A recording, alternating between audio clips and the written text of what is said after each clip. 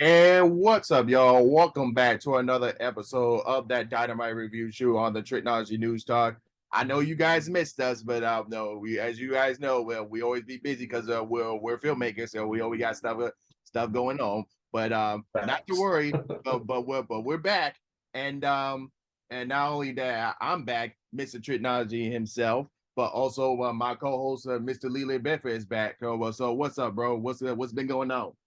Man, oh man. Hey, we got some big news to announce. I don't think we said it last time, but I'm going to do it at the top of the show, just in case people can't wait to the end of the show to hear this news. But guys, last Tuesday, matter of fact, like last Tuesday, I actually got a chance to meet Anthony Ogogo from AEW. He actually shot a scene for our movie Empathy. So it is official.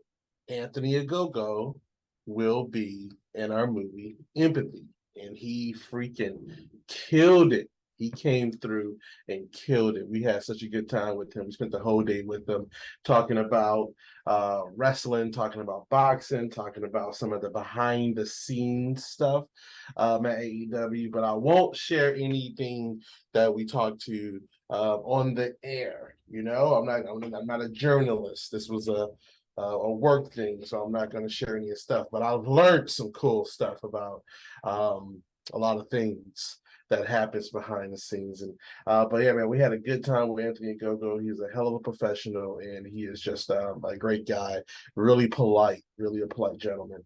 But yeah, so Anthony Gogo is in Empathy. Yeah, we are beyond excited. So I would just say this: just stay tuned when we put out the next trailer for Empathy. But if you guys have not already, check out the teaser trailer. Go check it out right now. Because the next trailer will be coming up in a couple of weeks, or it just might pop out of the blue. You might never know. But Right. and speaking of last Tuesday, Dynamite was on Tuesday last week because of the MLB playoffs. Yeah, that's why it didn't show on Wednesday. But this week it was back on Wednesday. So it was a pretty good show tonight. A lot of surprises came out of this episode. But shall we get started?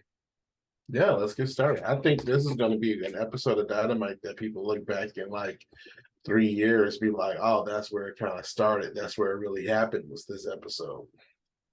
Yeah. So we start off with the tag team match with the Blackpool Combat Club members Claudio Casanova and Wheeler Yuta going against the ROH World Champion, aka the Ocho, Chris Jericho, and the ROH Pure Champion, Daniel Garcia. So Lord William Regal joined on commentary, and the crowd was slightly bit behind Yuta on this one. But I will say, just don't put him back with a program with MJF. He will get booed again.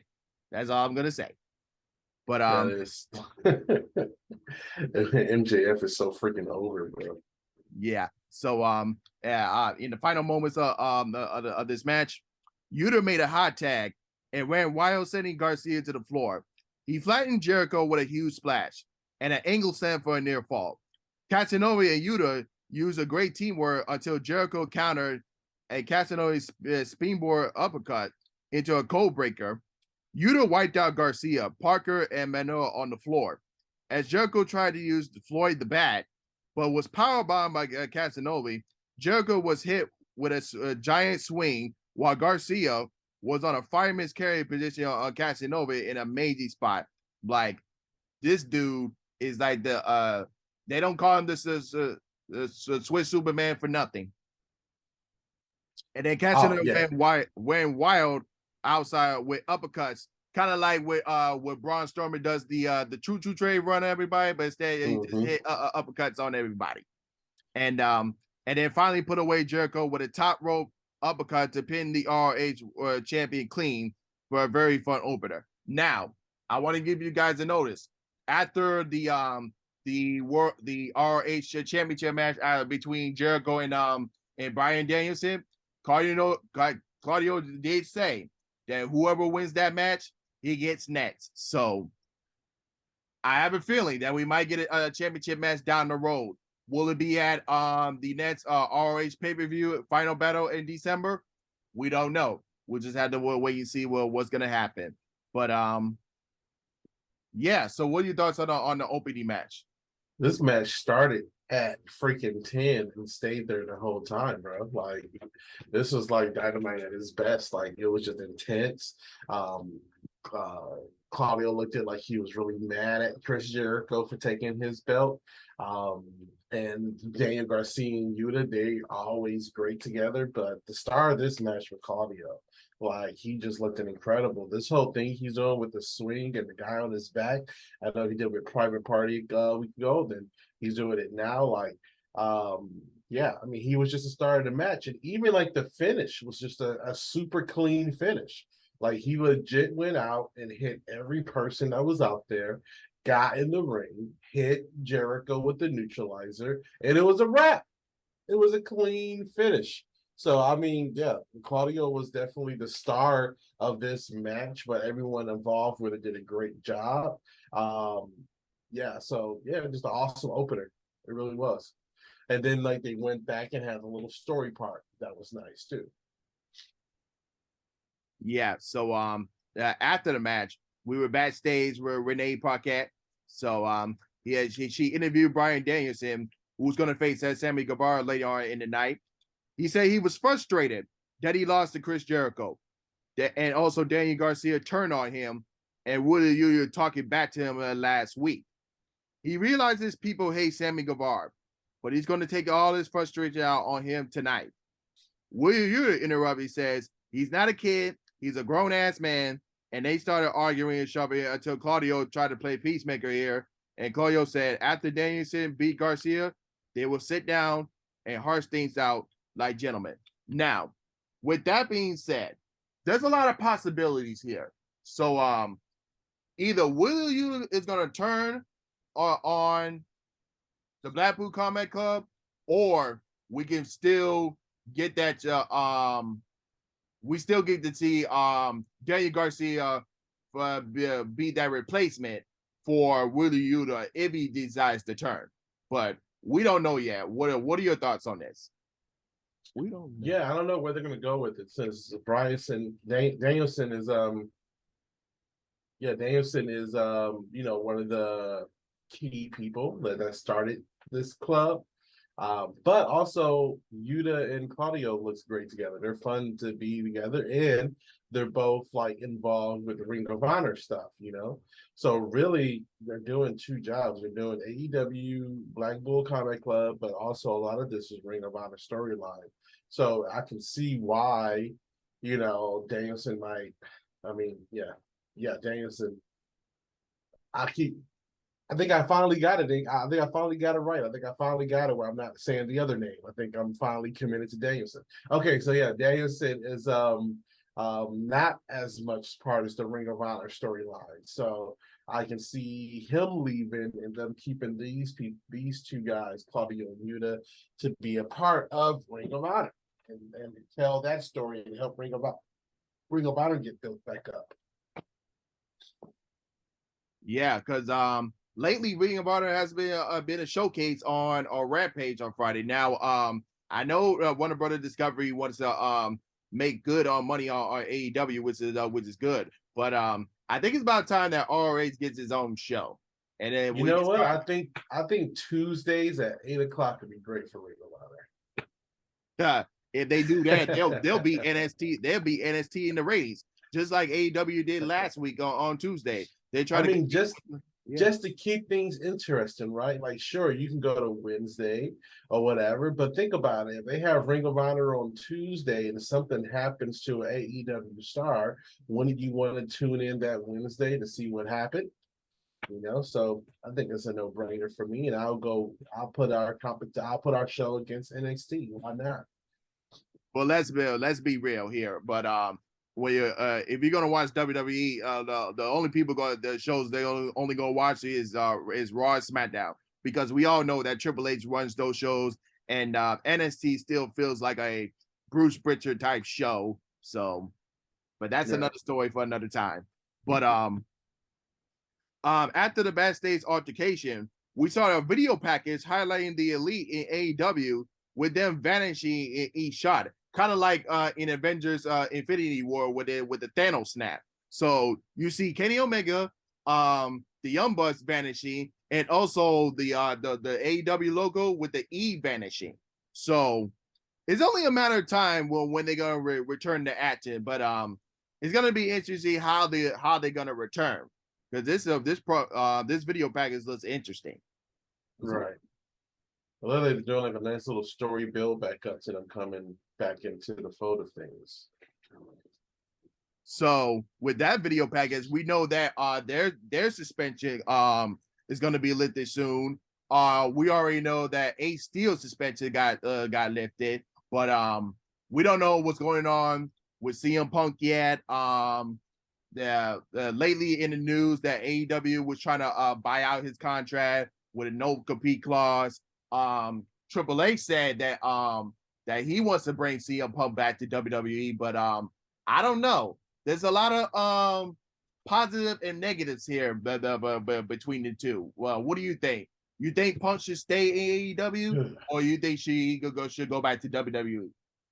It's a messy conversation. You know, I hate if CM Punk takes the money, which of course, why wouldn't you? I feel like he definitely took advantage of Tony Khan in a big way. Tony Khan is a legit billionaire. So the money isn't really the part of it. But I've seen so many rich people sometimes get, nice rich people get taken advantage of. I don't know Tony Khan personally, but I do feel like this is just like CM Punk, coming in, knowing that Tony Khan has money, ruffle as many feathers as possible so he can sit home and collect a check. So I feel like he's almost con manning Tony Khan in a way, and I don't think that's fair, especially when Tony Khan has made this table for CM Punk and been trying to get him in forever. Like, why not try to, I don't know. It's a messy situation. Do I think CM Punk will go to WWE? Probably not. I mean, Vince isn't there anymore, but I don't think he likes Triple H either. So do I see him go to WWE? No. But I mean, for the money, why not? And then also I heard the CM Punk thing now is messing up the video game since he was on the cover. So now it's all this legal stuff. And this is what happens when there's a plan and everyone's going forward. Then you have this one douche that throws a wrench in everyone's plan. So he's not just messing with his money, but he's messing with everyone's money. He's messing with, whoever was going to have a angle with CM Punk. He's, legitimately messing up money. And he might be the one that come out the most paid out of everything and don't even do the work. And I feel like that's definitely against what I thought of CM Punk, of him being this hard worker, him being this person, fair days pay type deal. But if he decided to go in and create all this ruckus and make all this noise at that media scrum and get in a fight with executive producers, sometimes it's better just to keep the cancer out. If he's a cancer to the company, then keep him out. It seemed like the locker room is starting to come back together. It seemed like the backstage noise is starting to come down. And I think a lot of that started with the arrival of CM Punk. So yeah, I'm still conflicted in this area, but I don't want to see him get paid for nothing. That would just sit wrong with me, just to get paid for 3 years for nothing. And you're not contributing to the company because you're this, I want to say, narcissistic kind of egomaniac in a way, because I'm starting to see that now, that he does have this huge ego on him. So it is what it is. It's up for Tony to kind of navigate and his lawyers to navigate. I don't think we're going to hear the true stories of anything for a couple more months or even up to a year. But damn, man, I don't know. Make CM Punk the king of Ring of Honor. You know, take him out of AEW and put him in Ring of Honor. Use him for something. Don't let him freaking sit there and get paid for nothing. Put him in Ring of Honor. You know, separate him from the two. He own both companies. Separate him. I don't know. Do something with him. I wouldn't let him get paid just for nothing. No, yeah, you go do something. Yeah, I mean, you on contract with me? You doing something? I'm working you. Period. Yeah, the one thing I will agree with you, but CM Punk is definitely their highest paid the Mm-hmm. wrestler in the company right now. So they're definitely CM Punk is definitely one bringing the money in the seats and in arenas. Not to say that guys like MJF and John Moxley are not They are. good, but They're killing it. you have CM Punk who is their your high talented that pay at. So you definitely gonna need to keep him on your radar. But I also will say this: like, if Punk just come out and apologize, I think everything was gonna be all forgiven and all that other stuff. And then once you apologize, then you could do a rivalry storyline between Punk and the Elite, and everyone's gonna love it. I mean, think back to back then with Edge and Matt Hardy back then. Like they had like real life beef, and then that turned into a rivalry gold. Like everyone loved it. So and also I'll go even way back. Bret Hart versus Shawn Michaels. They had like real beef back then, and then they turned it into a rivalry. It was one of the greatest rivalries of all time. So it's just a way of try to do something. Like you don't want Yeah. one of your big highest paid go away because that it may mess you up because I don't know because like back then when Vince McMahon was still in charge, we look at AEW as the alternative. But now with Triple H in charge right now we don't see AEW as an alternative right now. We see this as a verbal competition between the companies right now. So that's what we want that to see. But if one company does good, we expect the other company to do better, and then it's like a back and forth situation. So Yeah, don't get me wrong. CM Punk is a huge asset. He's still going to have fans. Maybe enough time has passed now, and everyone has calmed down, and cool heads can, you know, I can't find the word. Cool heads will prevail. There we go. Cool heads will prevail, and then maybe things have changed. You know, maybe they can work together. You know, what if the whole time it was a work? Who knows? You know, maybe they knew CM Punk arm got injured, and they didn't want to do the typical who jump down the belt thing, and they said, you know what, let's have some drama. Maybe Kenny Omega needed more time to heal, and this was their way to doing it. Maybe it was good for the Bucks to be off TV for a while because now they're going to have a really good pop when they come back. And people are going to be like, "Oh, I missed these guys. Look at that." So maybe it was all. Maybe they're much smarter than we are. You know, but this was all a work the whole time. But I think again, CM Punk is huge. I said I wouldn't let him just get paid for nothing. I will be working him some kind of way in some form. He'll be a damn referee, but he will earn his paycheck that I signed on for.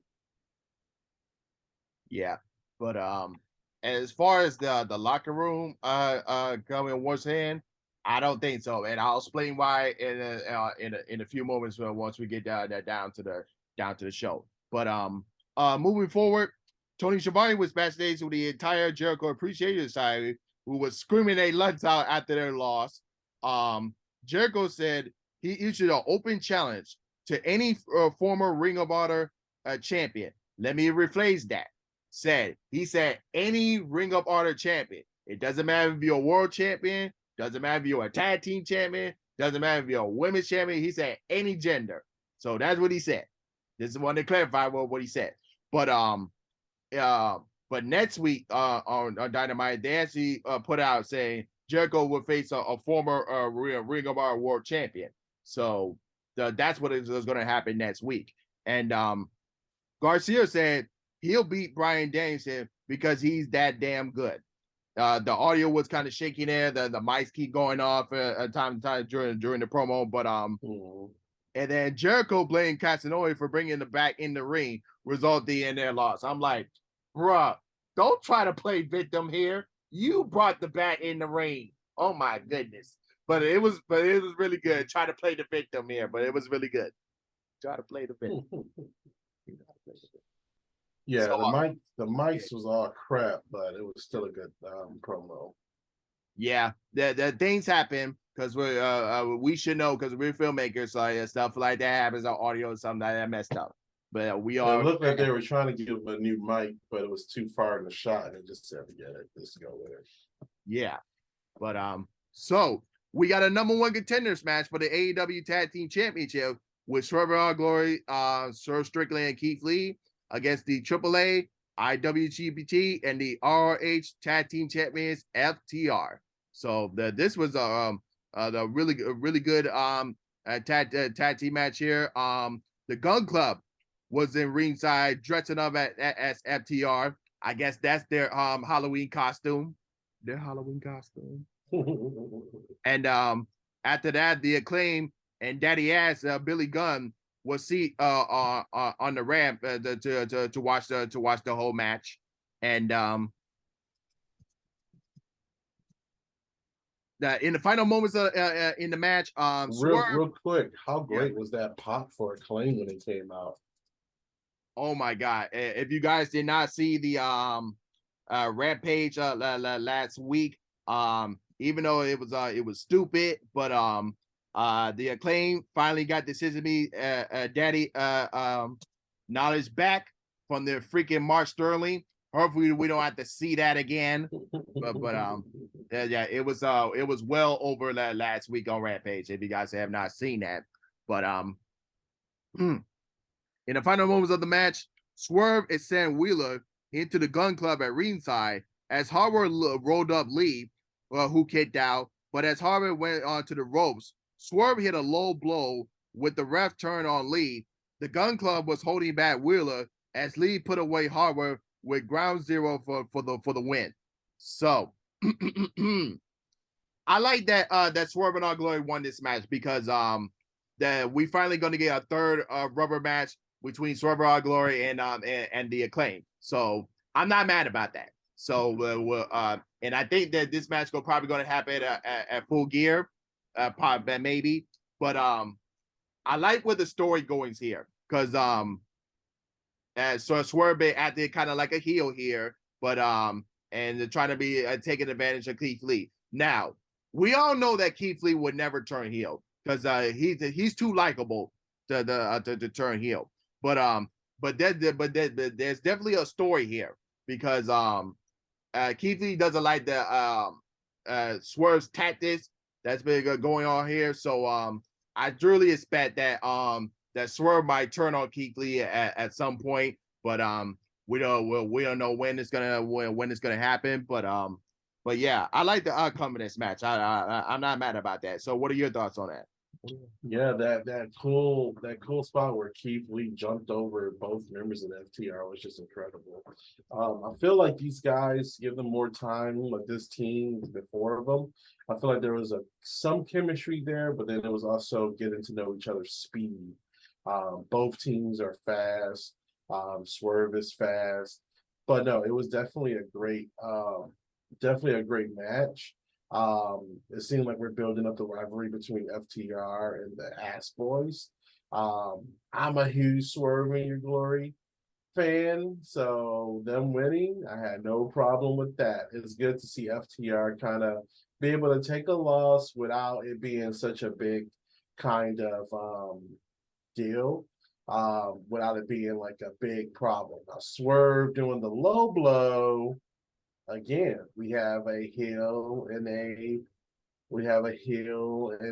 baby face tag team. One's a baby face, one's a heel, which is kind of interesting, right? They're protecting Keith Lee while at the same time showing that sneaky Swerve is doing these sneaky things. But you had Ass Boys taking down Cash, so Dax took the loss. It was legit L, but it is what it is. The Acclaim coming in as the baby faces to save the day, save FTR, and the Ass Boys and Acclaim have their history. So it's interesting what they're doing with the tag team division, and it's cool to see, the Acclaim on top of that mountain right now. Yeah, because FTR got a lot of Emmys. That also including the Kingdom from ROH. And so I don't know who's gonna get their first crack on FTR. Was it gonna be the Gun Club or the Kingdom? Right. We will see. So after the match, Renee was backstage with Saraya and got out about 2 sentences until Britt Baker interrupted, and Renee had to put a stop in the shuffle as Baker just stormed out quickly as she stormed in. Now, you said the locker room was getting back together. It was getting back in cool. But I would say, I don't think so. So let me ask you this: have you seen the latest episode from the Swerve City podcast? From the Swerve City? No.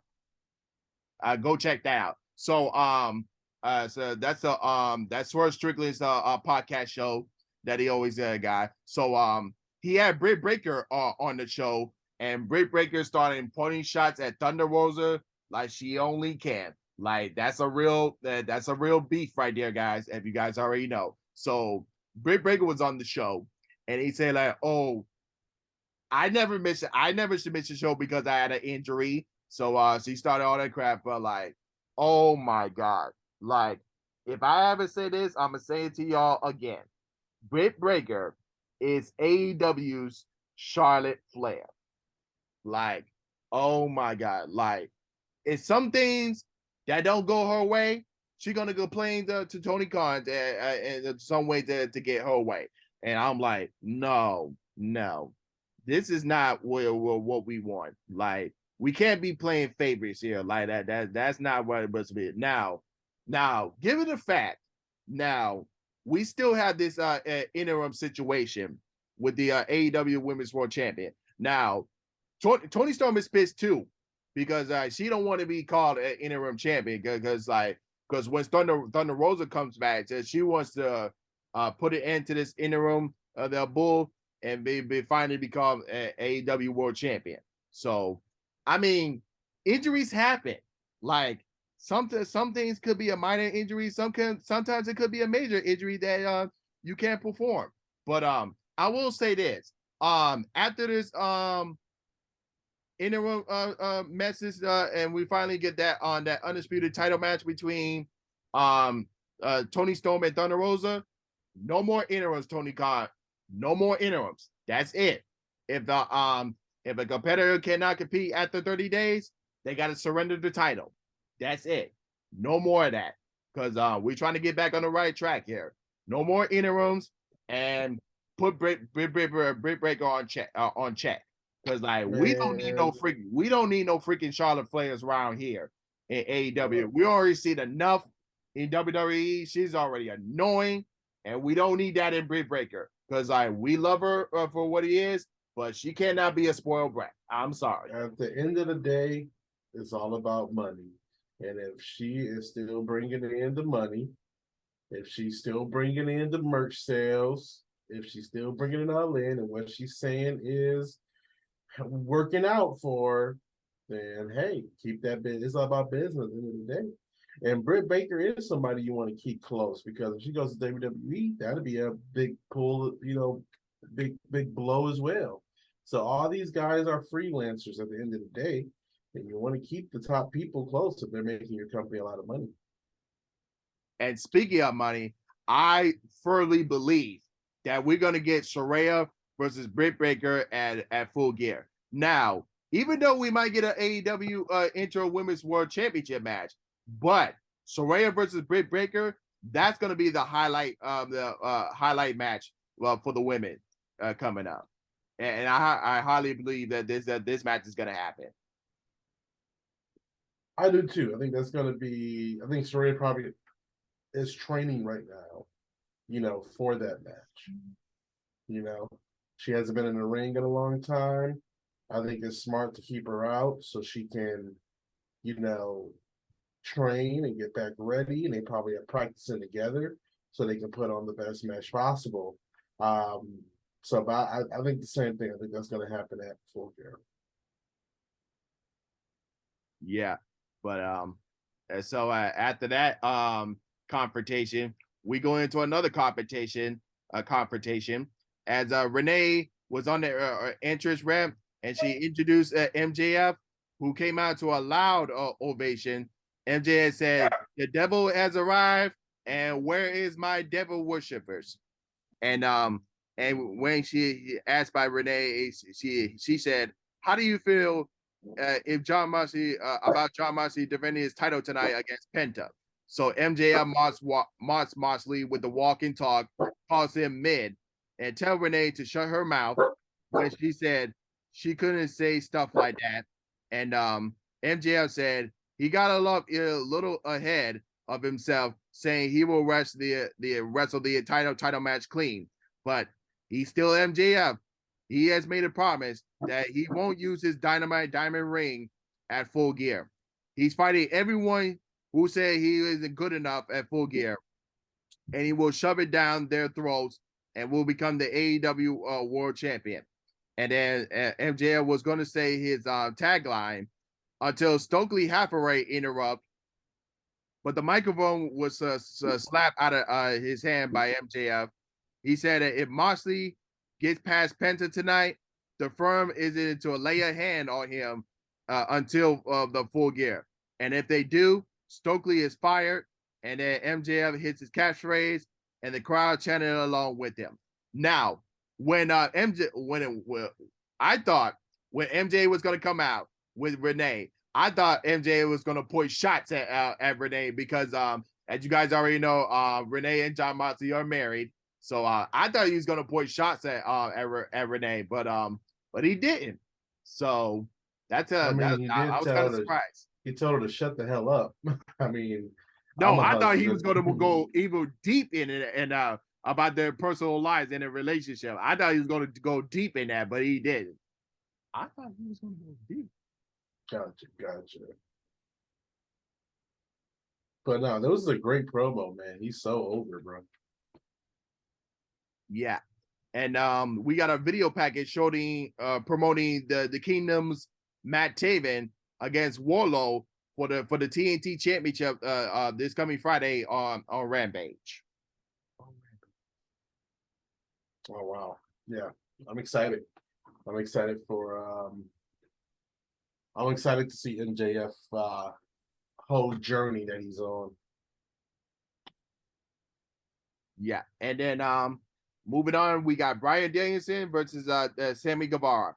And Laura Regal joins commentary again. So in the match, we got a news that Excalibur informed us that Heyman Page is doing better following the last week's injury, and he will be back quickly as possible. So if you guys have not watched the Tuesdays the Dynamite, so when John Moxley hit the lariat on Heyman Page, he landed wrong, and people was worried and wanted to see if he was okay. So he's doing all right. So but it was a lazy landing. You have it? Did you saw that? Yeah, I did, but it was brief. I had to watch it when I was on a plane, so I didn't really get a chance to see it. But yeah, he's doing okay. So he will be back as quickly as possible. But moving on to the final moments of the match. Danielson backdropped Garcia to the floor and took him out with a dive through the ropes. Shotgun drop kick back inside, but Guevara countered a home run and kick into a standing Spanish fly for the two. Guevara took too long on the top, got crushed, and flipped out of a back suplex on his feet. Guevara tried to standing shooting star, but landed right on the label lock. Danielson went up top, but Guevara popped for the Spanish fly for two. Guevara went for the GTH, but Danielson countered into the poison Rana and Bezo knee. Danielson poured out stomps onto the face, sat in the triangle choke with elbows delivering to Garcia to Guevara. Went and then he was then after that he was knocked out. Kind of like what happened to him with his match in with Eddie Kingston. So I enjoyed this match too. Guevara had They yeah. were going at it. Danielson was the lion when he said he was going to take out frustration. He took out frustrations last night. Yeah, that's the second time that Sammy Guevara got knocked out in a match. Danielson was not playing around. He smacked him, he punched him, he twisted him. Guevara is not feeling good this morning. I can tell you that much. Yeah, so the Blackpool Combat Club was 2-0 in the night so far. And Renee was backstage with Ray Phoenix and Alex. They said tonight, Penta will be a double champion. And Alex said Phoenix should become the next All-Atlantic champion. But Christian Luchasaurus interrupted and said his right-hand man of destruction deserved the shot. And remember what they said, that they're gonna come after every champion that they see. So Orange Cassidy came in and said, next week, let's do this. So we're getting ourselves a triple threat between Ray Phoenix, Luchasaurus, and Orange Cassidy for the All Atlantic Championship. So I like what Orange Cassidy here. He's trying to be that fighting champion, accepting all challenges. Doesn't matter if it's a triple threat. Doesn't matter if it's a fatal four-way. I'm like, you want me? Come at me. Right. Yeah, I like seeing Orange Cassidy with some gold, man. I'm happy to see him with some gold around his waist, man. So that's a plus for me. Oh yeah, for sure. And we got our first World Women's match of the night with Jamie Hayter versus Rio. Jamie Hayter is hella over too, man. She had a great pop when she came out. Oh yeah, as you definitely see in the crowd, you see Hayter section.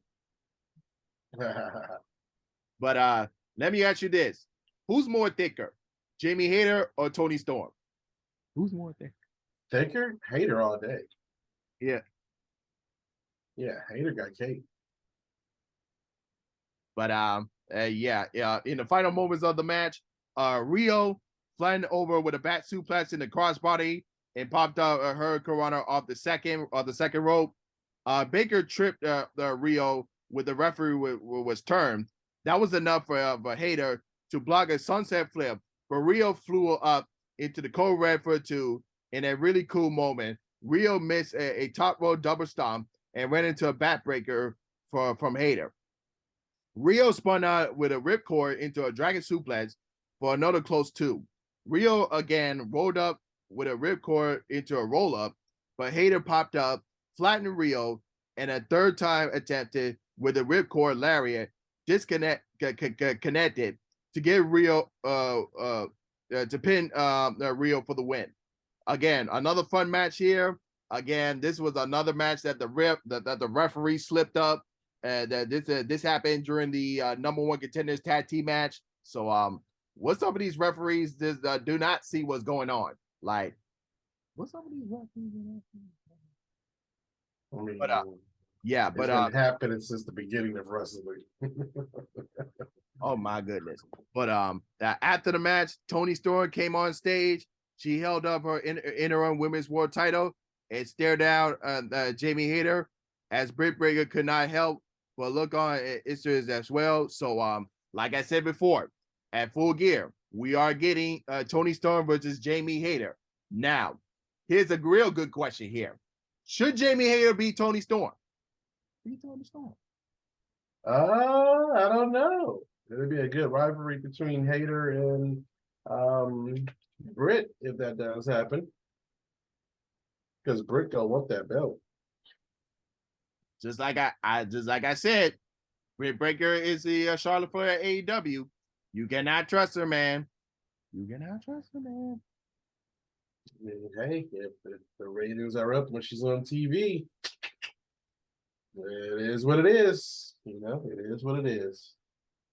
But so backstage, Renee was with Eddie Kingston. So he had this fake smile, kind of like Arnold Schwarzenegger in Terminator 2. We try to do that fake smile. That's what he did. So Renee was asking Eddie about his Benator as of late. So as I mentioned before, when he had his match with Sammy Guevara, like he was all out of control and all that other stuff. So Death Triangle, the Lucha Bros, that tried to comfort him and say like, oh, you got to calm down, you got to control your emotions. But I know this is gonna sound funny, but what if they bring in Dr. Shelby? You remember Dr. Shelby? Dr. Shelby from Team Hell No. Imagine how funny that would be. How funny that would be. I mean, okay. Oh my God. And then Kingston talked about this collage smile, saying everything is great, but he wants to talk about Moxley. And Kingston said Penta might be his boy, but he thinks Moxley will take home the win tonight. He also shoots another fake smile and glances at the camera. So I don't know where they're going with Eddie Kingston here, but only time will tell. Yeah, I mean, I think Kingston was on there just to get a pop.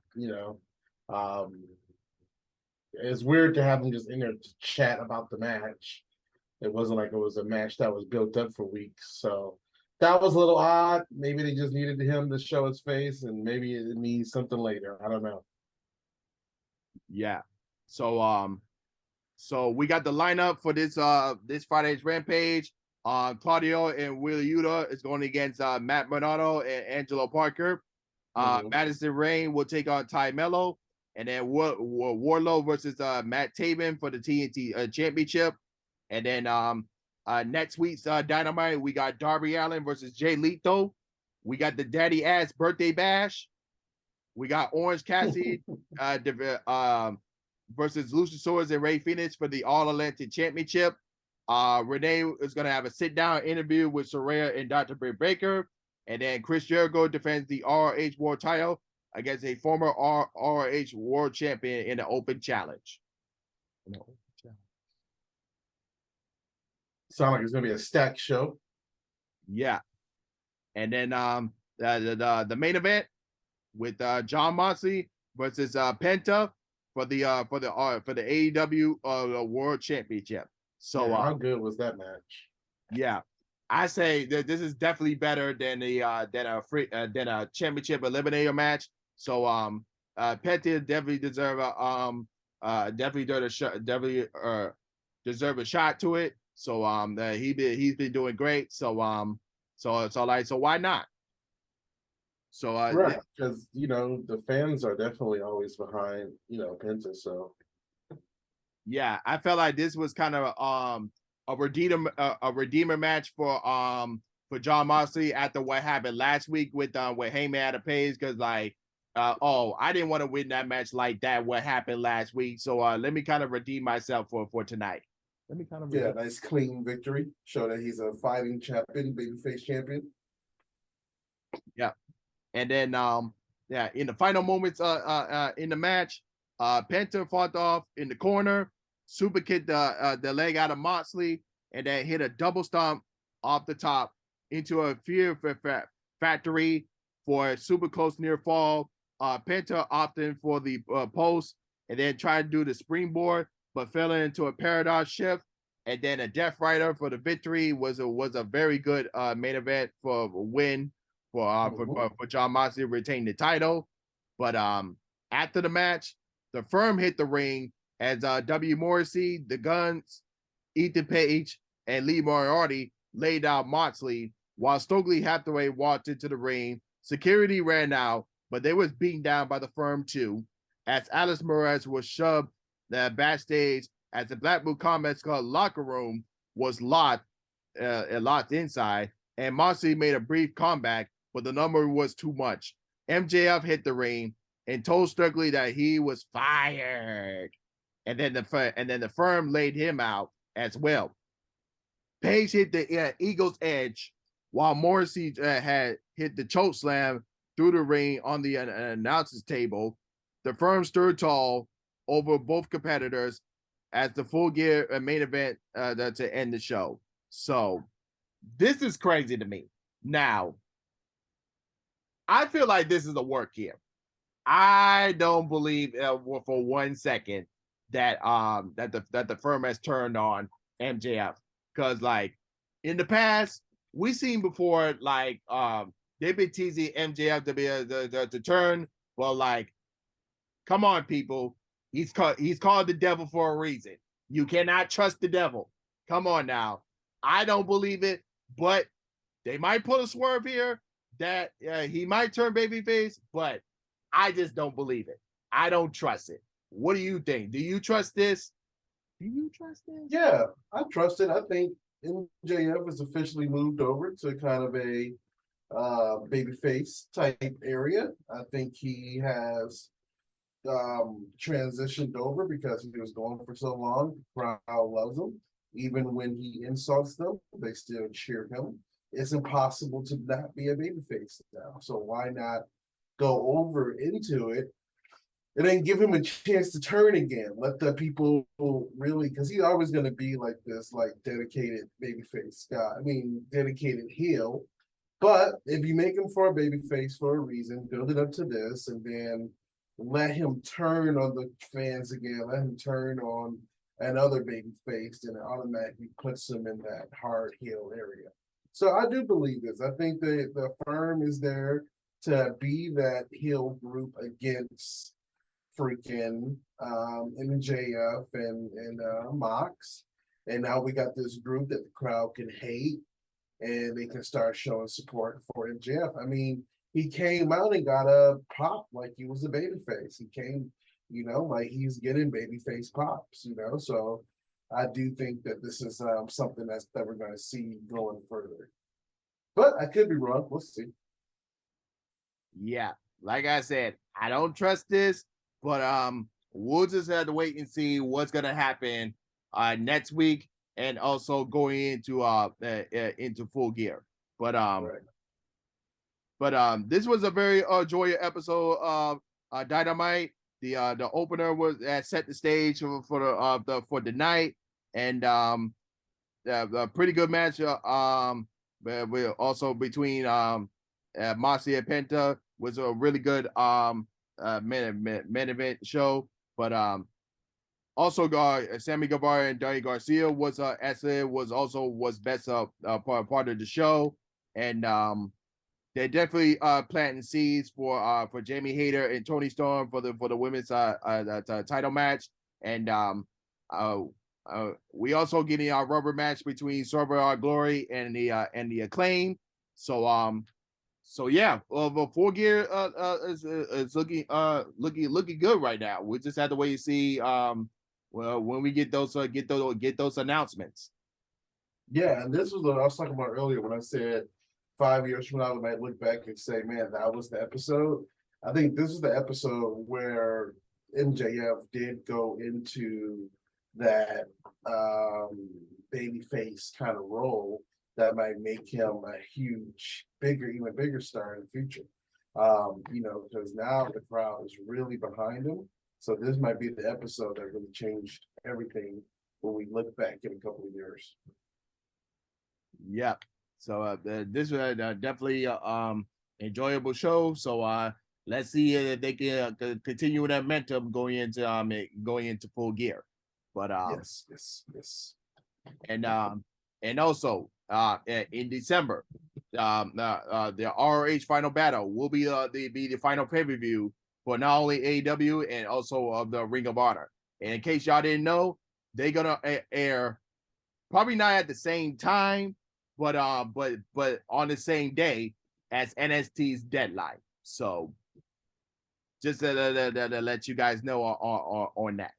But if you guys have not know already. But other than that, man, a very good enjoyable show. Great hard hitting episode. All the matches was hard hitting and really well done. Yep. And but other than that, man, anything else you want to plug before we wrap up? Man, go check out the empathy page that we put on our website. Go to cupcakerapture.com. Hit on the tab called empathy. We put a little story out about Anthony and Gogo on there. And then also visit our YouTube, Cupcake Rapture Studios, and check out our teaser trailer for empathy. Support the movie. I think you guys are going to love his performance in this movie. And I even talked to him about doing some other stuff coming up. So I think he's going to be definitely a big part of some of the things that we got coming up as well. Yeah, definitely. Stay up to update as we'll be putting out another trailer soon, and stay up to the more updates as well. But other than that, he is Leland, and I'm Trico, and we're signing off, folks, and we'll see y'all soon. Peace.